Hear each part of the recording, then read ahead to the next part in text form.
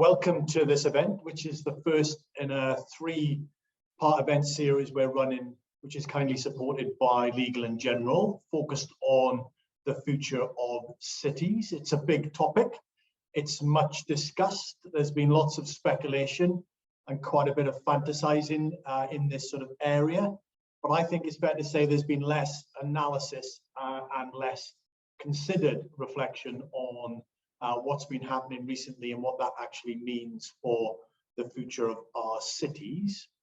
I think we can fairly confidently say that COVID hasn't killed cities. They've survived much worse over the last 6,000 years. And I think they remain humankind's greatest invention, to use a quote by an esteemed urban economist.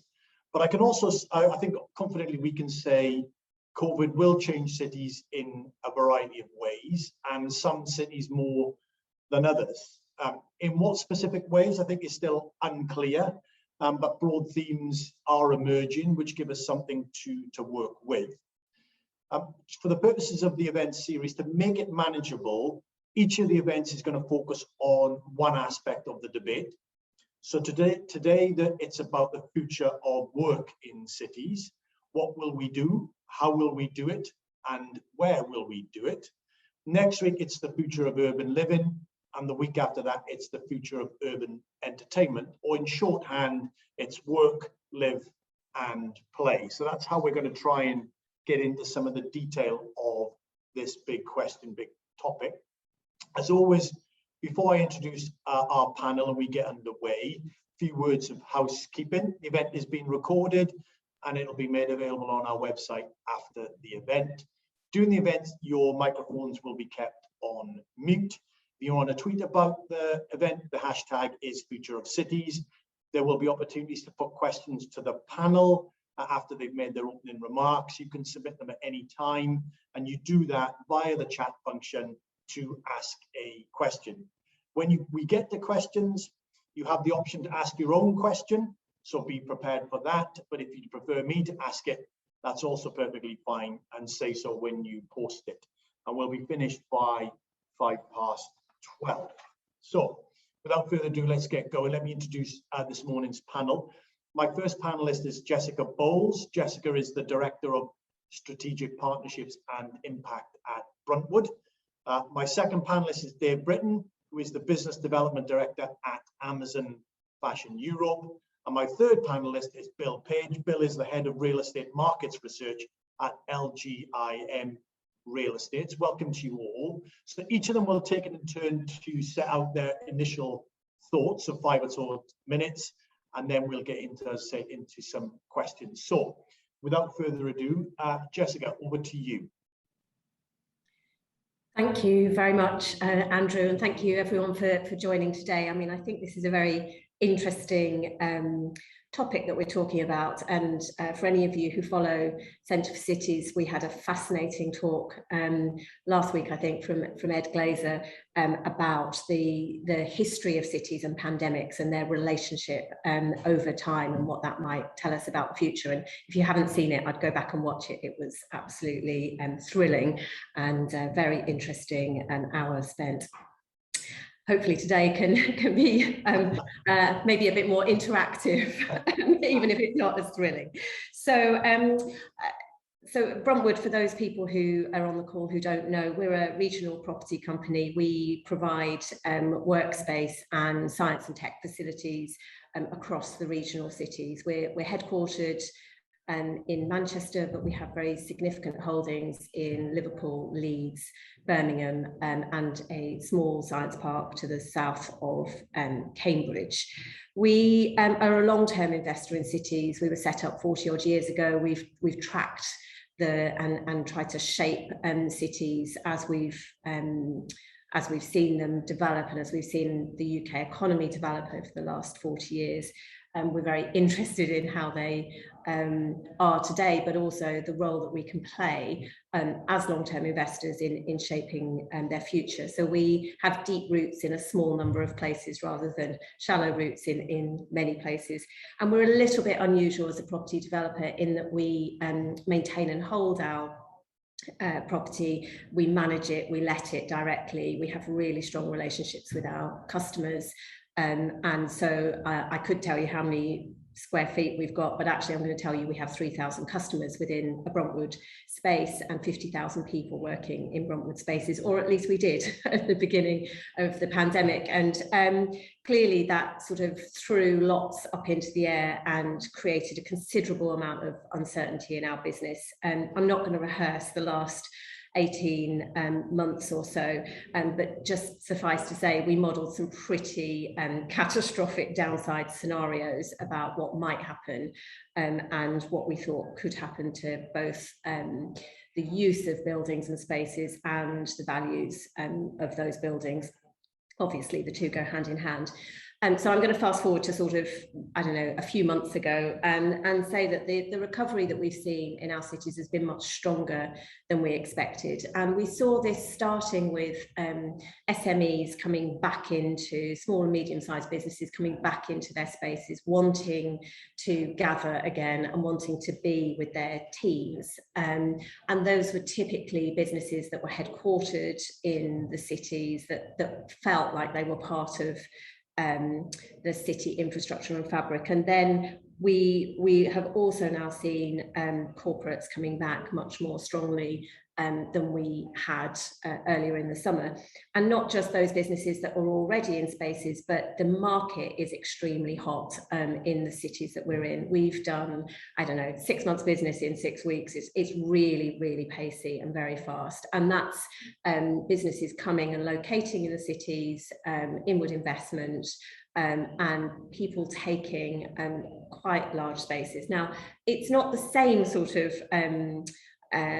exactly the same pattern that we'd had before. We're seeing increased desire for flexibility, and that's not just flexibility to take less space over time, but flexibility to take more space as well. And we've got, you know, that uncertainty in the marketplace is playing out with our customers as well. But there is a clear recognition of the value of being able to gather and bring people together within your business.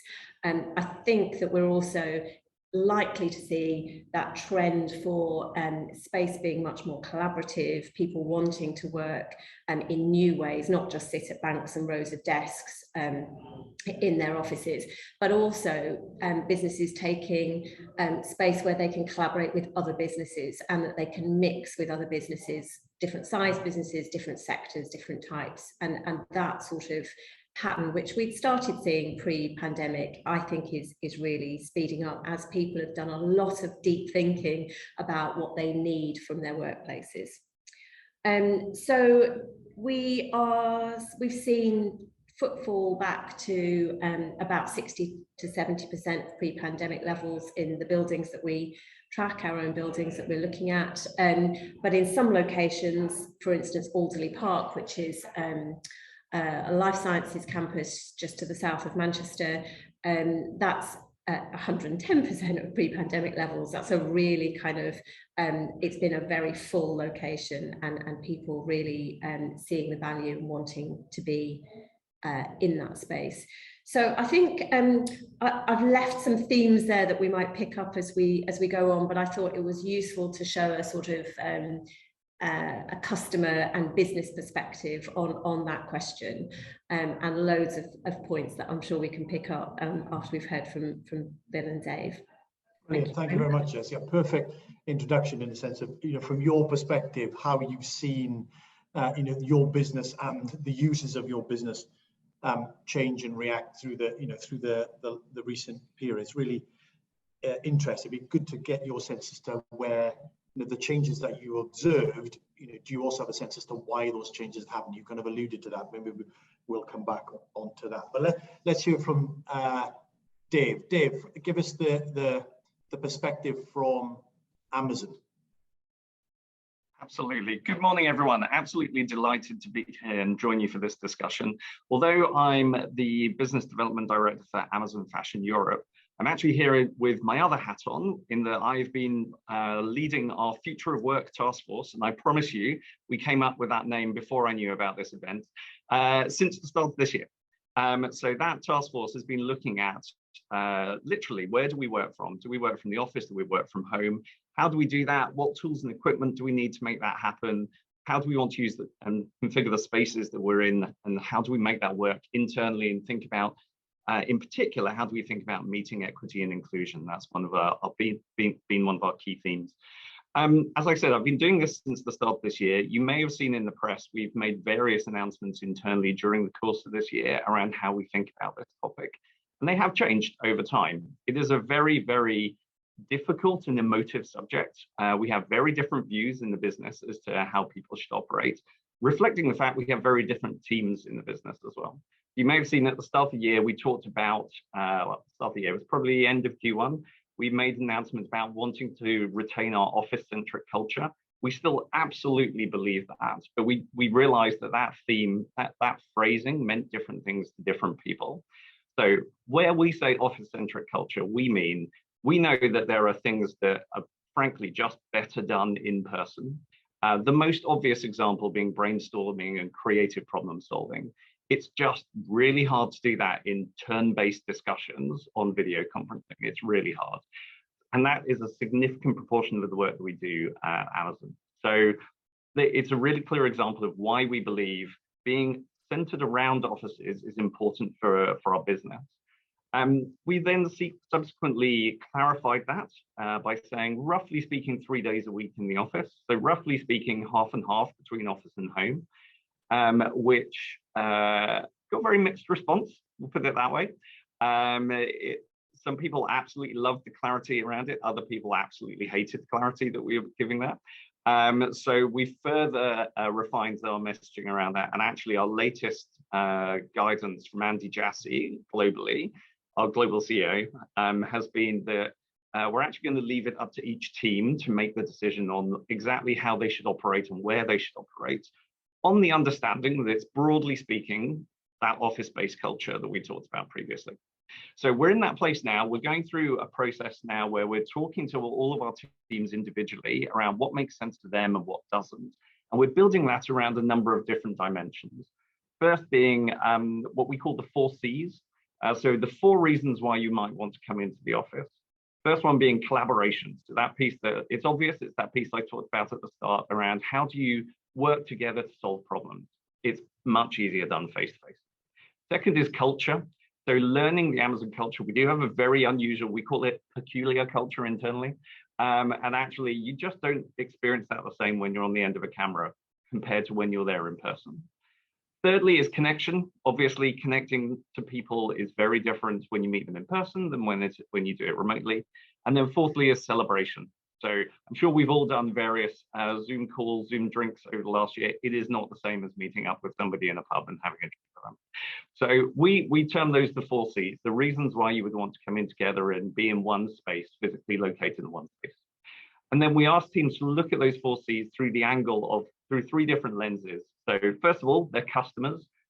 So what do they need to do in order to deliver and continue to innovate on behalf of their customers?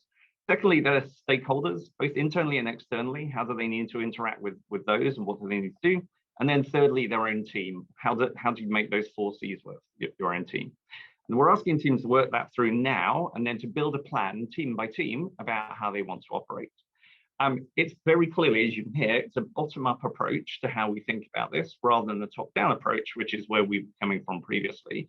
And that has gone down extremely well within our organization. So I think you'll see a lot more organizations beginning to embrace this kind of approach as well.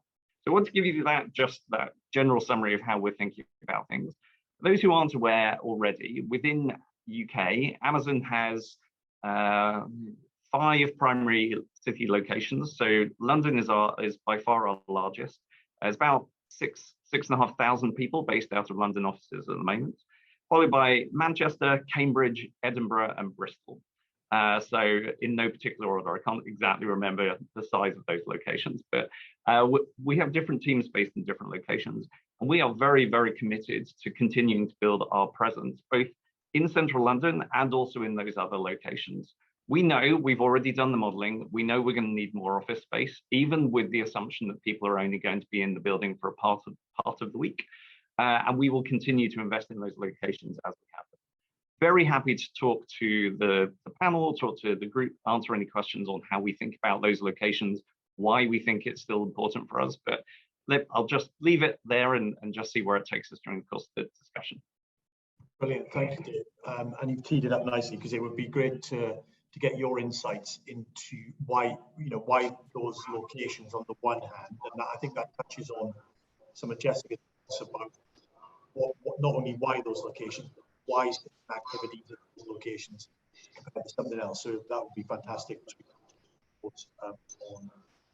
on that. So let's move on and hear from Bill. Give us the sort of investment development perspective, Bill, in terms of how this is all playing out and how this affected the way that you think about your program of activity over the next 5, 10, 15 years. Bill.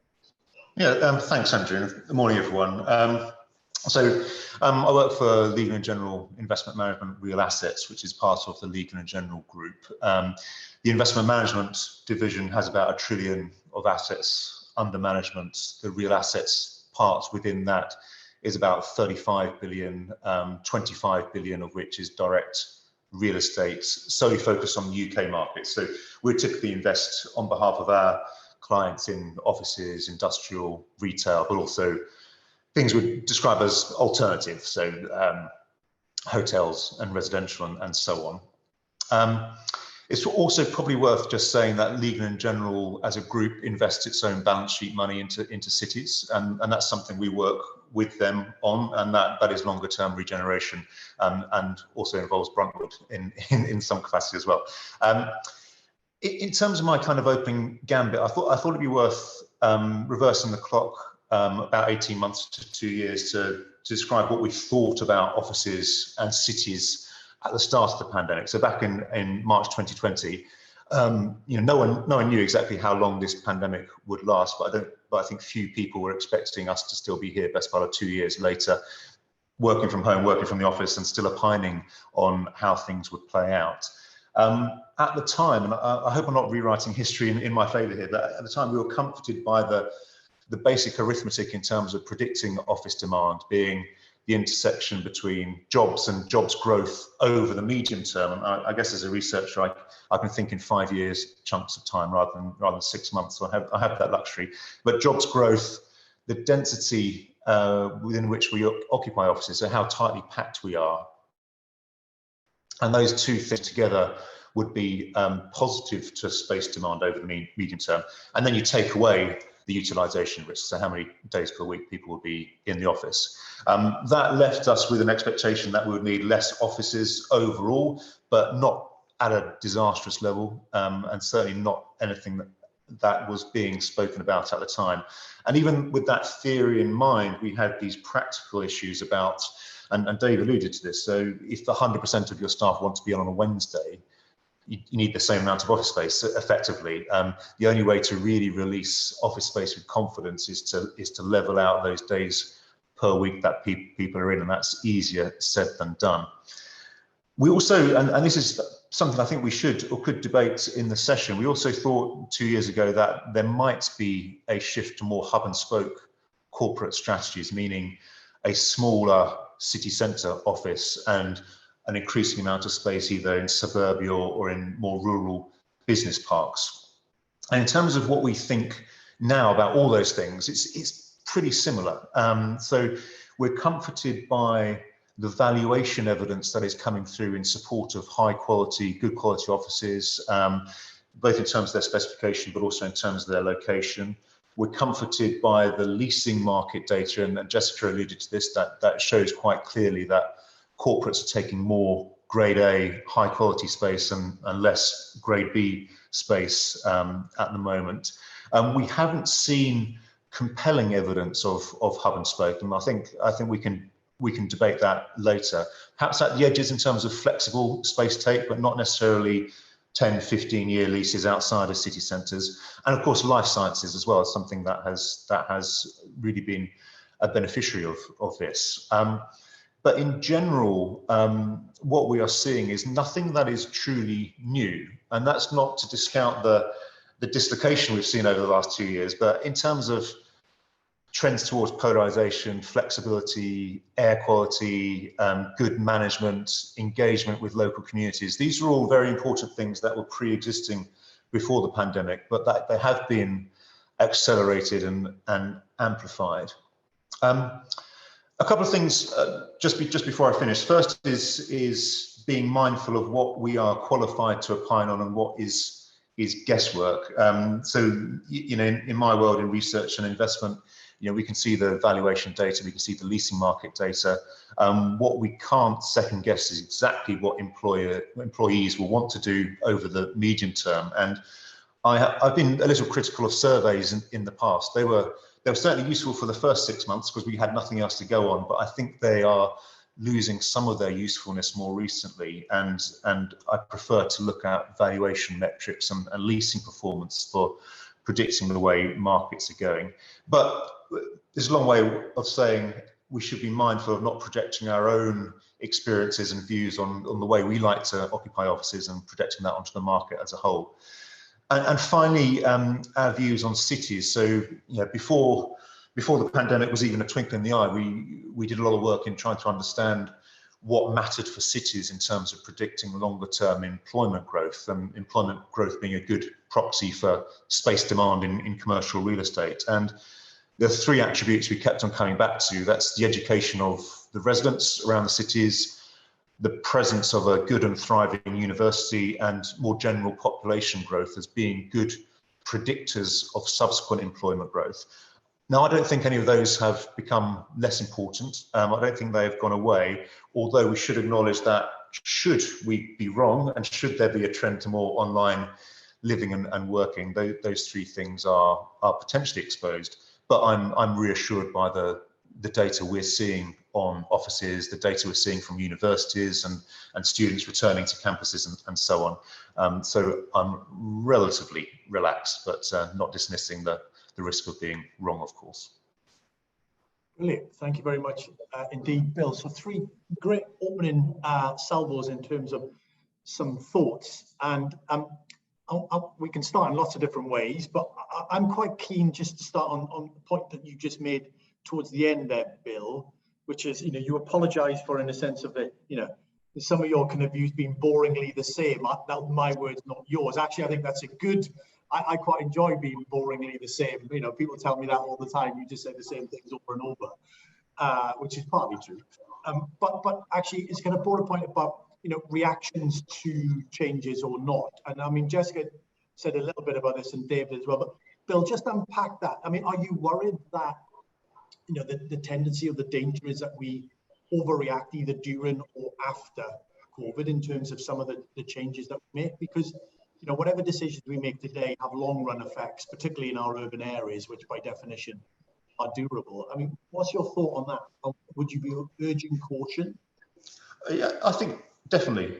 So I'll be keen to get the views of Dave and Jessica on this, but I mentioned surveys earlier, and they're very important at the start of the pandemic to give us a flavour of what people were thinking. But, you know, over the last 18 months, a lot of very long-lasting decisions have been made on the basis of surveys. And in a sense, that's good because people are being listened to and opinions are being listened to. But I think, well, two things on that. We should always reflect that these questions are being asked when no one truly knows what the medium-term future is. And we've all been asked to say, after the pandemic, what do you think? Well, you know, what does after the pandemic look like? And we're still in the teeth of rising incidences. And secondly, surveys themselves, no matter what they're surveying, have some risks around survey bias in terms of who's answering, who's asking the questions, and they're not entirely reliable. And you know, there are a couple of very good surveys out there.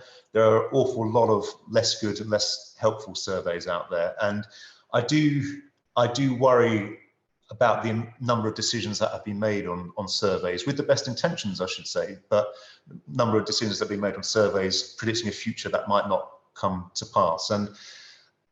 And thinking about markets and thinking more about statistics, which is my world, you know, let's not forget that many occupiers have reasonably long-term leases, so 5 to 10 years. So quite a small proportion have to make a decision based on a imminent lease event. The majority do have the luxury of waiting to see for a couple more years yet. Yeah, that's a good point. Jessica, come to you on that. I mean, it's a similar. I mean, you alluded to in your, but on the one hand, sort of things come reverting back to the way they were, but you could see changes within that. Just unpack that a little bit so we can get at what do you think is really changed, and is it substantive in any way, or is it just kind of variations at the margin in terms of your customers and users?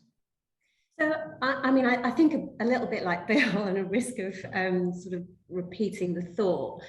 We're seeing an acceleration of trends that were already happening. But I think part of that acceleration is driven by the businesses that are being successful right now and are looking to the future and thinking that they're going to be successful. And those being those businesses that are progressive, that are driven by talent and knowledge workers. And there's something in here about the type of businesses that are going to drive our cities of the future being a sort of denser set of those that we were trying to generate in the regional cities over the last 5 to 10 years. And so I see there's sort of an acceleration of those trends. I think the dynamic we're really seeing is the talent question and finding skilled workers to support the growth that we've got. And I'm sure others on the call would recognise this. And therefore needing to create environments that people want to come into and collaborate in. And I loved Dave's description of how Amazon are thinking about the value of offices and encouraging people to really think about their business from that perspective within Amazon. And so I think that businesses are looking to attract people back into their offices. They've got to make it better than home. There's a sort of desire for amenity. There's a desire for fun to be had there. It's all very well thinking you can sort of sit in your home office, but actually you miss out on a huge amount of that vibrancy of interacting with other people. So I think that we're seeing an acceleration of trends. And that's partly because those businesses that are being successful are really driven off the need for talent and knowledge sectors and the need for collaboration. I think the survey point is really interesting because, you can ask such a blunt question, can't you? Do you want to work from home or not? Well, most people might say yes, but does that actually tell you very much about what that pattern for the future is going to look like? And I think that that dynamic between the business and employer and employees is going to really needs to deepen and strengthen so that we are having a proper conversation about what works. Because I don't think, any of us really you can't do a blueprint from the top and say this is how it's going to be. You described that so articulately, Dave, that actually you need to start having that really detailed conversation about what really works and take some of the ideology and dogma out of it and to allow people to really work that through in a business focused way. Yeah, that's a great. And while I've got you, Jessica, I'll come to Dave in a second. We've had a good question from Abbas Raza from TfL, and he says, are you seeing businesses move between city locations? For example, those that were in Manchester going to Leeds, or from those that were in Liverpool going to Birmingham and such, or are you still pretty much seeing, when they come back, they're coming back to the place that they were previously? And is affordability in some ways shaping some of that? What are you seeing, Jessica? So we're not seeing that sort of wholesale movement from one city to another, but what we are seeing is our businesses wanting to locate in another city too. So we're seeing quite a lot of expansion into other city centres and into other city locations. We're seeing a little bit of consolidation into centres. I don't know quite how that's going to sort of play out in time, but we're seeing sort of growth from one city to another. So creating more space and using more city locations. I think what we have seen, and it sort of picks up on the point Bill made earlier, is actually very low turnover over the last 18 months, and I said I wouldn't look back right over the last 18 months, but we've had higher retention rates than we would normally have in a normal cycle. We have retention rates about 70%, which is quite significantly above market averages, but even so, they've been higher than that for us during this pandemic period as businesses have held on to their spaces rather than giving them up. That's interesting. Dave, I'd be interested again. We've got quite a few questions for you, but you tantalizingly said towards the end of your opening comment, we're in these 5 places. We feel confident that we're going to need more space over time, not less. My assumption is it will be in those 5 places, or some of those places. So firstly, can you say something about why those places? They're all biggish cities in a UK context. And I guess there's something in that connects to Jessica's point about talent and access, and then how you see the demand for that kind of space evolving. Dave, over to you. Oh, happy to. I'll start by saying, just completely echoing what Bill and Jessica said. What we're seeing right now is an acceleration of the trends we saw prior to COVID. It's not fundamentally new. To give you a couple of stats on that, just to put this in context, 95% of our employees in these corporate locations were working 4 days a week in the office, and it's typically Friday working from home. We already had this mentality of a mix of home working and office working. That gave us some challenges we already knew about around the fact that, as Bill mentioned, basically speaking, 20% of the week, the space isn't being used properly. So we were already thinking around how do we take a more geographically spread approach to how we think about talent, how we think about our location. Sorry, you are absolutely right. Our number one driver on this is talent. Without exception, it is talent. It's very obvious when you look at some of the locations, Cambridge being a very obvious example. There is immediate access to very, very technical talent there that we are very keen to plumb into. Similarly, up in Manchester, there's an extremely diverse talent base up there, in particular around the ability, there's big technical skill set there. There is also a very large language base in Manchester. And actually for our business, that's incredibly important for us to be able to speak. You can see from my job title, we work as a European team. We don't work as a UK team. So that's incredibly important to us as well. The number one is definitely talent. Number two, you said as well, is access. It's literally the ability for other people in other offices to get to that office. Our preference is to locate next to an international airport. So that's why we're in London, it's why we're in Manchester in particular. Where that's not possible, and where the talent is there, we like to be as close to an airport as we possibly can for that kind of access. And equally, we want to be close to good rail connections for domestic travel as well. Those are our primary things that we look for. And then on a tertiary level under that is then road access as well. And in particular nowadays, becoming more important is bicycle access for employees to commute in as well. And then thirdly, after talent and access, it's environment and its quality of life. We know we're only going to retain the talent in that location if they want to live in that location or work in that location at the very least. So we also look at what else is going on around there. So for example, again, in Manchester, the location we picked was on the edge of the Northern Quarter. It's very much an up-and-coming area. There's a lot going on. I'm sure lots of people know, and it's very on brand for us. So it felt like the right location for us to go into there as well. Last thing I'll say on this is this piece around migration from one location to another. We do actively think about that. It is without exception, obviously, our central London location is more expensive than our other locations. There is a benefit to us in encouraging people to work from other cities across the UK, obviously. When we've asked employees based in London if they'd be interested in moving to another location, roughly speaking, between 1 in 10 and 1 in 20 is interested in that. And that's changed since pre-COVID. Pre-COVID, it was between 1 in 20 and 1 in 30. So it's still not a fundamental shift, but it's definitely a higher proportion than we saw previously. That's very, very interesting indeed. While I've got you, and Bill, I'm going to come to you in a second. We've had several questions about if grade A is the thing, what does that mean for grade B and below? So bear that in mind, and I'm going to ask Jessica that, because I think that at a city scale, that's really important for us to think about, you know, the repurposing question as much as the new investment question. But Dave, just because you were outlining it, you've alluded to it a little bit more, but good question for Victoria.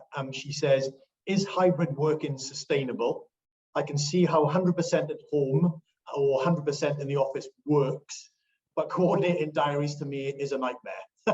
So it's a little bit of personal experience, I feel. There's a broader point. It's like, if we're all doing the same thing within a firm, or, you know, within a place, that's fine, you know, whichever end of the spectrum we're at. But if we're all over the place in terms of hybridity, how do we deal with it? I mean, how do you deal with that, you know, from an Amazon point of view? And then how do you see that playing out over time, you know, in a more general sense, Dave? Totally agree. From a personal perspective, it's a nightmare from day-to-day basis. I am very glad. Everybody says hybrid working is great, when you actually ask them their own experience, and everybody goes, it's a nightmare. I'm very glad I have an EA who worries about that for me and figures out where I'm meant to be at any given time. So you're absolutely right. If everyone's all in one location, or if everyone is distributed, it makes life a lot easier. It is also very clear, though, when you speak to employees, over 90% of employees tell us that they want to do a mix of office-based and home-based working. And that does vary a lot between, we see certain populations, in particular, those who are in their first job, who are house sharing, in particular in London, they actually want to be in the office the vast majority of the time. The people who are at the other end of the spectrum, shall we say, who are probably well-established families, moved out to the home counties, they pretty much want to work remotely the whole time. We know that doesn't work as well. We don't get the 4 Cs that I was talking about earlier. The way we're approaching this now is on an activity and event basis, as opposed to a general basis. So, for example, we're actively looking at, okay, do we need to start to think? Previously, we used to think about things as offsites, and you know, you had the rest of the time in the office, so you could just do what you needed, and then occasionally you might have an offsite. We're actually now thinking of it more in terms of on-sites. How do you bring people together and really, really focus the time down and make it really productive, and then give them more flexibility outside of that? In particular, for companies like us who work at a European basis, bringing people together across Europe makes a fundamental difference to how we think about this and how we operate. We also then actively looking at the other end. Are there things that we should actively push people to do remotely rather than coming in to do in person? And how do we coordinate that as well? It's hard. I won't lie to you. It is definitely going to be here. The demand for it is there. We're all going to have to find a way of muddling through. This event and activity based seems to be the best approach that we found so far, but I'm sure that that's going to continue to evolve. Yeah, no, that's a great point. Welcome, Bill and Jessica's kind of thoughts on that. But Bill, I've kind of teed you up. This is a question from Jim Coleman, and he says, if there is a tendency for occupiers to prefer high quality grade A office, what does this mean for places with a high volume of lower quality, so B and below? Is there an alternative to alternative potential uses? I'd be interested in your thought on that, Bill. And I guess, you know, Jessica, in the kind of the big city perspective that you bring, you know, there's lots of new stuff in places like Leeds and GM, but there's lots of old stuff as well. I'd be interested in how you kind of see how that plays out. But Bill, you know, give me the investment development perspective on that.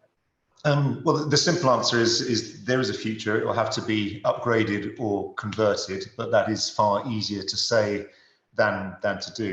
You know, one other thing to throw into the mix is sustainability. So, you know, we're all on this journey to net zero carbon, but there are targets that are earlier than 2050 that investors will have to reach. So by 2030, EPCs will have to be B or better. I think it's C by 2028. So those are challenging targets for a lot of offices and a lot of buildings, and that will require some quite significant refurbishment and intervention. So grade B and grade C offices can become grade A.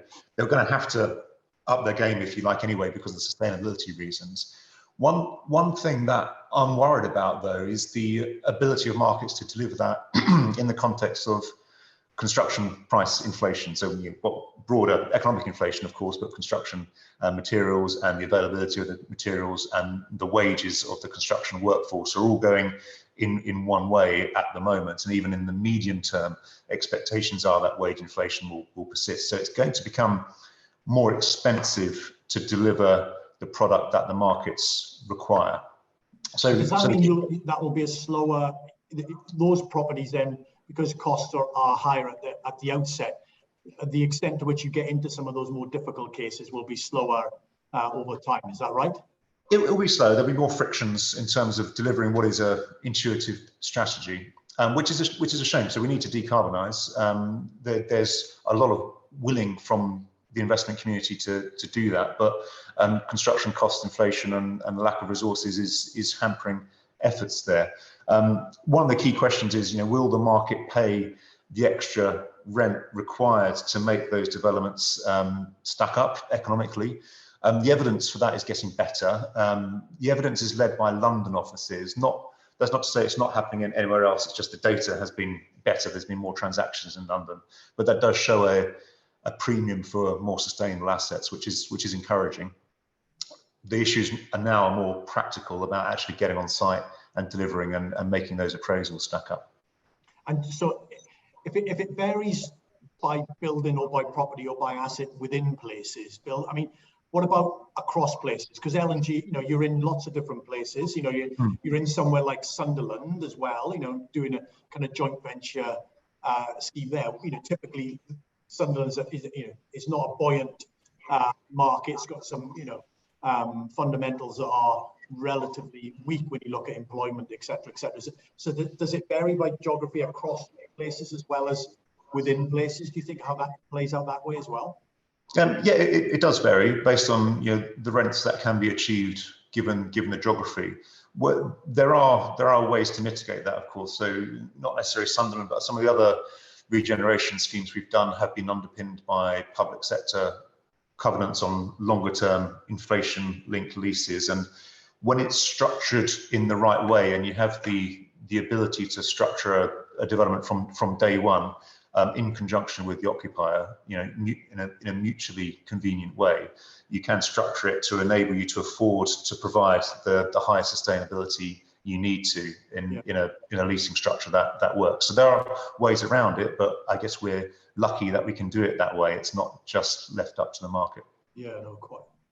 I mean, Jessica, just say, this perspective, this view from your perspective on, Grade A, and then what that means for other places. I mean, Dave made an interesting point, that the northern quarter, which the buildings there are relatively old, they were previously used for a very different use, may have been derelict for a very long time before they became fashionable again. So there's also a mix outside of Grade A. But just how do you see this playing out on, Bruntwood's kind of view on that in terms of different types of buildings, different types of assets and their attractiveness to you and to your users? So, we do develop new builds, but actually our bread and butter is refurbing old buildings, and that started with Victorian warehouses in Manchester, but quickly moved on to 60s office buildings that people thought were ugly and had no future. And actually, they've got some great qualities to them. They have nice big floor plates, great kind of floor to ceiling heights. They're actually really good spaces to be able to be refurbed, and so it has been part of what we do. What I think is really interesting is that there is, as long as you've got quality within what you've produced, the difference between new build and refurb is actually narrowing, and businesses are making decisions that to go into refurbished buildings where the amenity is good, where the location's good, where they've got the right sort of space. We've just done a number of buildings in Manchester city centre and are going to in Leeds and Liverpool. Quite, if you looked at them, not very attractive buildings, and have made absolutely astonishing transformations to them, and those have absolutely flown off the shelves. And so it is possible to do. Those are great locations for those properties. The things that I worry about are your secondary markets and in those sort of more suburban locations, or cities that aren't towns and cities that aren't well connected and aren't economically vibrant. And I think we do need to get quite creative about how we use those, how we refashion them. And I know that government's kind of answer at the moment is to move bits of the civil service out. I think it needs a little bit more than that to make those places really work long term. But we are at least starting to think about those questions and yeah. And Bill mentioned this earlier on, just to get your view, and then Dave's, on the possibility in the early phases of COVID, which is around this kind of hub and spoke, central locations and then satellites, hasn't really seen that kind of happen. I mean, is that something that Bruntwood is seriously thinking about? Do you think there's a future for that, or do you think not really? That was a bit of fantasizing and a kind of, we would wish this to be happening rather than we think it will actually happen. What's your thought on that, Jessica? I get Dave's kind of view on whether he thinks Amazon go down that route as well.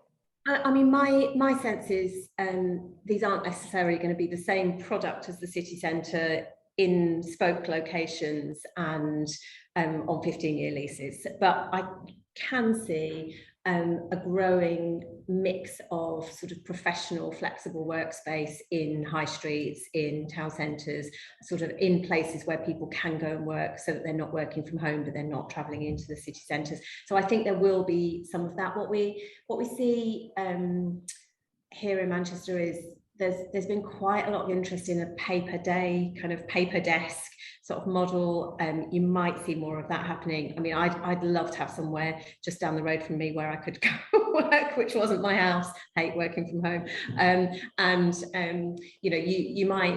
We might see more of that, and we're starting to inject that into some of our schemes. We work outside the city centres as well as the city centres. We're injecting that sort of co-working and flexible space into much more of our development. Yeah, it's almost on a pay by use sort of basis, much more flexibility. Dave, I mean, what's your view on this kind of hub and spoke? In a sense, you've got your locations. People are coming in some of the time, not coming in. Would you go down the route of them thinking about those locations where some are and providing dedicated space for them? Is that the way you're thinking, or is it more the hubs are the hubs and then people work from home and that's the way we're going to do it? So never say never, but it's never been on our plan, and I can't imagine it's going to be perfectly honest. We've got multiple locations. We do have options for people to go into those. We have a very significant proportion of our employee base are working on topics we would not feel comfortable with them working on in spaces that you just described there, Jessica. And we just don't see the efficiency in having the small spoke offices that you just described there. We are much more built around the fact that we have these hubs. We call it our campus approach, actually, mainly coming from Seattle, where we have entire blocks of buildings next to each other. But the real creativity, the real innovation in our company comes when teams come together who don't normally work together. And that just doesn't work in that hub and spoke model. So honestly, I don't think it's going to happen. But as I said, never say never. Very good. David, I'll start with you again. We've had a couple of questions on, you talked about access and acquisition of talent as being the critical thing. As through the process and are the demands of new workers and existing workers changing? Has it changed? And do they want more of things, less of things as part of their their work package? And has Amazon responded differently to that? So there isn't, I don't have concrete data I can give you on that. What I can tell you is that it's very noticeable in the recruitment market at the moment, in particular on the technical side. So for the software engineers, that companies are falling over themselves to offer flexibility and go, hey, work from wherever you like. It's totally fine. Don't worry about it. Fully virtual, fully remote, it's fine. Just please come and join us. Yeah. We're seeing a very, very high level of demand for fully virtual contracts on the engineering side. It's not something we feel super comfortable about for the exact reasons I was describing earlier. but it's something we're having to consider for recruitment purposes. Outside of that, we're not seeing significant trends saying everyone now wants to be outside London or everyone wants access to whatever it may be nearby. We're not seeing those. It's still as ad hoc as it was before. The only other general trend I would give is that for a lot of our more junior London-based employees, they are being very honest, they are moving out of central London and being very happy with the fact that they will have a 2-hour commute, knowing the fact that they're not going to be doing it on a regular basis. That's really the only other trend that we've noticed to date. Yeah, so less frequent commuting actually means that they're much happier commuting greater distances, which then means that, in theory, the labour pool for cities grows quite considerably over time, which I think is an underappreciated point. Jessica, similar question to you, I suppose. You talk about sort of small firms coming back, corporates coming back. As they come back, are the requirements that they have of you, are they changing? In terms of, I don't know, more space for bicycle and bikes, kind of active travel, and that kind of showers and those kind of things, as kind of the way that people get to work evolves and changes. Have you noticed sort of different demands from your customers? Yeah, I mean, bike racks and showers are going to become the electric windows, aren't they? It's just kind of I think what we see are businesses willing to pay for the amenities that we have created, particularly in the refurbs that I was talking about, or in some of our big new developments. But also, interestingly, asking questions, we're getting more and more questions about the environmental sustainability of our buildings, the well features that are part of them. There is much more interest in how an office feels and operates than just, have we got enough banks of desks in there and can we get people up in the lifts dead quick? There is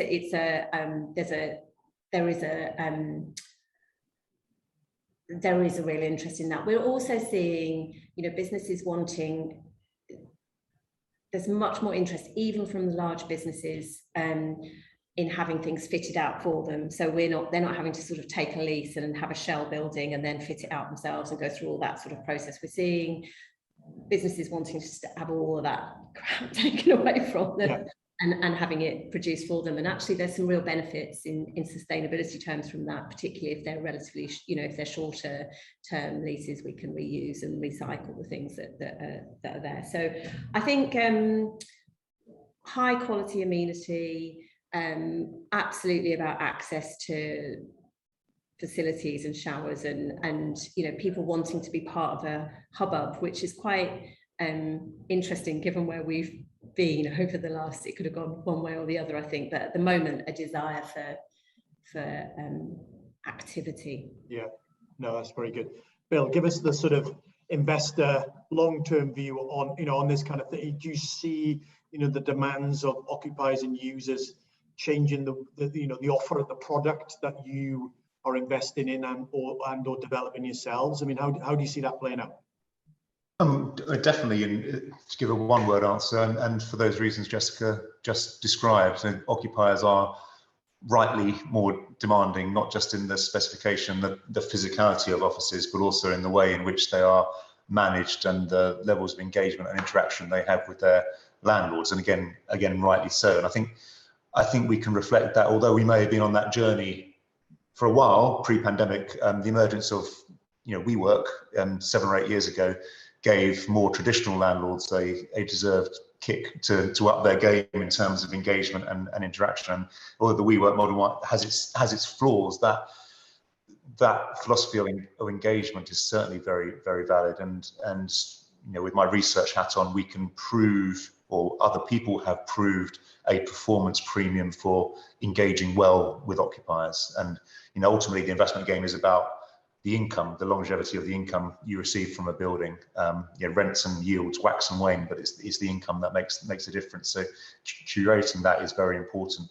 And Jessica made the point about specification of facilities. And just to give an anecdote from one of our agents, they are finding that on viewings for potential new properties, they're spending more time in the basement looking at the showers and the cycling facilities, and in the reception seeing how that looks, than they are on the actual floor they might end up taking. And that might be because it's a shell at the moment, or it might be because it's fully fitted. You know, we can do all options, but the value of those amenities is growing in importance. Yeah, that's a very good insight. Check the showers. You know, if you're a landlord, make sure your showers are up. Well, firstly, have showers, and secondly, make sure they're up to scratch and there's no mold that's visible if you want to attract the best firms and the best talent. We've got a few minutes left, and I want to almost return to the exam question. And I'm going to say this. I'm not saying you've said this. I'm going to say this, and you're going to tell me if I'm completely wrong, which I invariably am. It seems to me, from listening to you and others, that we have massively overstated the impact of COVID on the future of cities as places to do work. If we kind of went back 12, 24 months and we talked about, I talked about this, lots of column inches saying that the future of cities, they were over. In a sense, everybody would be working from wherever it was, and actually, we wouldn't need to use cities as primary hubs of collaboration in an employment sense. From listening to you three, I just can't help but conclude that we've massively overstated that, and actually things carry on pretty much as they were, or at least trends that were in place before carry on as they were, which in themselves bring about change, but not dramatically different change. Tell me I'm wrong, Dave. Tell me I'm wrong. Tell me I'm right, or give me your own version on that. You're not wrong. That's disappointing. Sorry. It's definitely accelerated the trends we saw previously, as we talked about. I think the way that we use the spaces in cities will change, and I think the number of people coming in at any given time will change. As somebody who's actually in our central London office today, I think that's a good thing, because I was frankly fed up with being packed into somebody's armpit on the tube every morning anyway. So actually, I think it's a very good thing overall. Cities are not dead. We are definitely going to still be working from them. It will just feel different from where it was previously. Very good. Okay, thank you very much for that. Jessica. I don't think cities are dead either. And apologies if you've heard this before, but the last holiday I had before the pandemic was to southern Italy, and I went to Pompeii, and I was blown away by seeing this city, which had all the same functions that we have today. People wanting to come together to socialize, to buy things, to share ideas, to write obscenities on the walls, to have takeaway food. All these things were the same. They're expressed differently. The proportions of how we use our space will be slightly different, but that desire for exchange, ideas, excitement will still be there. And cities aren't for everyone. They never have been for everyone, but that function and set of functions, I think, will are part of what make us human. Yeah. Bill, your kind of final reflection on, future of cities, major places of work. We thought there might be some fundamental changes that take place. That seems to be less and less as we move forward in time away from, March 2020. I mean, is that right? I mean, what's your kind of view on that? It's difficult to disagree with that. And from your opening statement there, Andrew, I think the only thing I'd pick up on was, did we overstate it? It was who is the we you're describing? I think a lot of thoughtful people like Centre for Cities and people on this call weren't overstating it. The wider media were, and you can understand that. It's more exciting to read something about the death of the city or the death of the office than it is someone like me saying you'll be broadly the way it was. It'll be broadly the same, but a little bit different. Yeah, and that's it. I mean, I think inches or headlines, is it?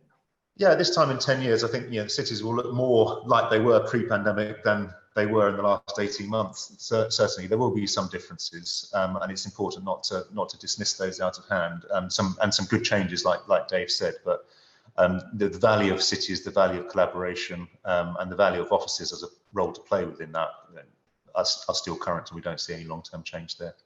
Brilliant. So on that note, we could go on forever. I've got tons of questions we didn't get to, but we could go on, but we can't. So it's 12:05. We need to finish. First off, a huge thanks to a great panel, Bill, Jessica, and Dave. Thank you very much, the three of you, for sharing your insights and thoughts with us all. That's fantastic. Big thanks also to Legal and General for working with us on this series of events. Greatly appreciated your expertise and insights on this. Thank you all for coming and posting your questions. We got through some, we never get through them all. If you want to listen back to this and related materials, you can do that on our website, centreforcities.org. As I said at the beginning, this time next week, so on the 18th at 11, we'll be at event 2, and that will be about the future of urban living. You know, what is it and how does that evolve over time? So come back and participate in that if you're interested. Until then, take care and stay safe. Thanks very much. Thank you. Bye for now.